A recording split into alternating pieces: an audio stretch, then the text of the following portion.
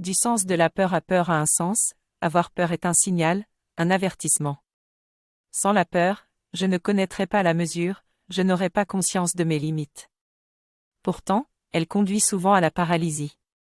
Si j'accepte point de parler avec ma peur, elle pourra me montrer ce qu'il y a d'erroné dans ma façon de prendre la vie.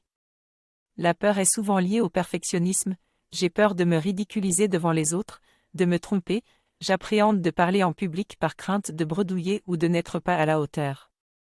La peur est le signe, en l'occurrence, d'attente démesurée. Le perfectionnisme cache le sentiment, profondément ancré, de notre inanité. Nous voudrions montrer ce que nous valons en travaillant toujours plus, mais aucun compliment n'arrive jamais à nous combler. Nous nous efforçons alors de nous montrer encore plus à la hauteur, pourtant, nous restons insatisfaits, tant notre besoin de reconnaissance est illimité.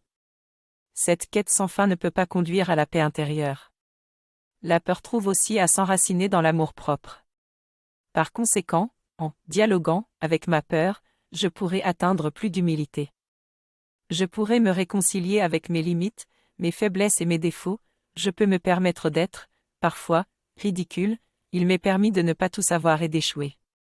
Mais toutes les angoisses ne sont pas liées à cette façon erronée de prendre la vie. Elles sont aussi inhérentes à l'être humain. C'est le cas de la peur de la solitude, de la perte, de la mort. La peur de la mort nous habite tous.